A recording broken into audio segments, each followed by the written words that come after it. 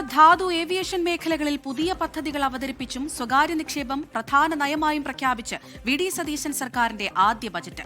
ഭൂനിയമങ്ങളിൽ കാലാനുസൃതമായ പരിഷ്കാരം ഉൾപ്പെടെ ശ്രദ്ധേയമായ പ്രഖ്യാപനങ്ങളും ബജറ്റിലുണ്ട്. പ്രതീക്ഷിച്ച ക്ഷേമ പെൻഷൻ വർധന ബജറ്റിലില്ല. റബ്ബറിന്റെ താങ്ങുവില 250 രൂപയാക്കി. ബിയറും വൈനും ഒഴികെയുള്ള വീര്യം കുറഞ്ഞ മദ്യത്തിന്റെ നികുതി കുറച്ചതോടെ വില കുറയും. പുതിയ സർക്കാരിന്റെ കാഴ്ചപ്പാട് വിശദമാക്കുന്ന പ്രഖ്യാപനങ്ങളും അതുമായി ബന്ധപ്പെട്ട പദ്ധതികളുമാണ് വി.ഡി. സതീശൻ സർക്കാരിന്റെ ആദ്യ ബജറ്റിന്റെ സവിശേഷത.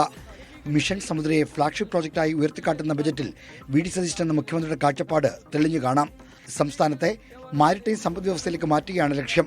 വിഴിഞ്ഞം, കൊച്ചി തുറമുഖങ്ങൾക്ക് ചുറ്റും നിർമ്മാണ മേഖലകളും സ്റ്റഫിംഗ് സെന്ററുകളും ഡ്രൈ പോർട്ടും സ്ഥാപിക്കും. വിഴിഞ്ഞത്തെ ഗ്രീൻ ബെങ്കൻ തുറമുഖമായി ഉയർത്തും.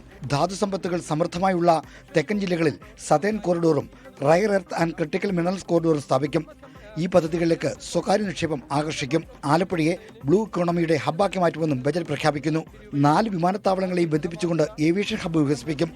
സ്വകാര്യ നിക്ഷേപം ആകർഷിക്കുന്നതിനായി ഇൻവെസ്റ്റ് കേരളം എന്ന പേരിൽ പ്രത്യേക സെൽ രൂപീകരിക്കും. നിക്ഷേപാനന്തര പിന്തുണ ഉറപ്പുവരുത്തുന്നതിനുള്ള ഏകജാലക സംവിധാനമായും ഈ സെല്ല് പ്രവർത്തിക്കും.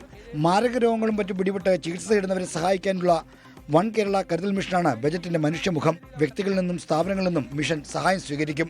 ഭൂമിയുടെ ന്യായവില പരിഷ്കരിക്കുമെന്നതാണ് ബജറ്റിലെ മറ്റൊരു ശ്രദ്ധേയമായ പ്രഖ്യാപനം. കോഴിക്കോട്, തിരുവനന്തപുരം നഗരങ്ങളിൽ ലൈറ്റ് മെട്രോ പദ്ധതി നടപ്പിലാക്കും. റബ്ബറിന്റെ താങ്ങുവില 200 രൂപയിൽ നിന്ന് 250 രൂപയായി വർദ്ധിപ്പിച്ചു. മത്സ്യത്തൊഴിലാളികളുടെ മണ്ണെണ്ണ സബ്സിഡിയും 75 രൂപയായി വർദ്ധിപ്പിച്ചു. തീരദേശവാസികൾക്ക് പട്ടയം നൽകും. പട്ടിക വിഭാഗത്തിലും മത്സ്യത്തൊഴിലാളികൾക്കും പ്രത്യേക ഭവന പദ്ധതി പ്രഖ്യാപിക്കുന്ന ബജറ്റ് ലൈഫ് ഭവന പദ്ധതിയെക്കുറിച്ച് ഒന്നും പറയുന്നില്ല. കോളേജ് വിദ്യാർത്ഥികൾക്കുള്ള 1000 രൂപ, യുവസംരംഭകർക്കുള്ള പലിശരഹിത വായ്പ എന്നിവയെക്കുറിച്ചും ബജറ്റ് മൗനം പാലിക്കുകയാണ്. അധിക വിഭവസമാഹരണം ലക്ഷ്യമിട്ടുള്ള പുതിയ പ്രഖ്യാപനങ്ങളെക്കാൾ മുഖ്യമന്ത്രി ഊന്നൽ നൽകുന്നത് നികുതി കുടിശ്ശിക പിരിച്ചെടുക്കുന്നതിനാണ്. ബിയറും വൈനും ഒഴികെയുള്ള വീര്യം കുറഞ്ഞ മദ്യങ്ങളുടെ നികുതി കുറച്ചു. തൽഫലമായി ഈയിനം മദ്യങ്ങളുടെ വില കുറയും. സ്വകാര്യ ബസ്സുകളുടെ ത്രൈമാസ നികുതി പകുതിയായി കുറച്ചു. ഓൾ ഇന്ത്യ പെർമിറ്റുള്ള ടൂറിസ്റ്റ് ബസ്സുകളുടെ ത്രൈമാസ നികുതിയിലും കുറവ് വരുത്തി. ട്രെയിലർ വാഹനങ്ങളുടെ നികുതി സ്ലാബ് ഏകീകരിച്ചതോടെ 20 ടണ്ണിന് മുകളിലുള്ള വാഹനങ്ങളുടെ നികുതി കുറയും.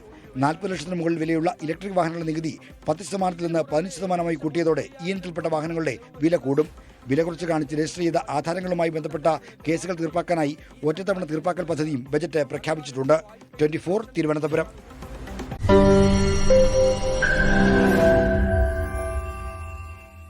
ലോകത്തെവിടെയായാലും ഏത് സമയത്തും 24 വാർത്തകളും ഓഗ്മെന്റഡ് റിയാലിറ്റി പാക്കേജുകളും എക്സ്പ്ലെയിനറുകളും വിശദമായി കാണാൻ ഞങ്ങളുടെ യൂട്യൂബ് ചാനൽ നിങ്ങൾക്ക് സബ്സ്ക്രൈബ് ചെയ്യാം.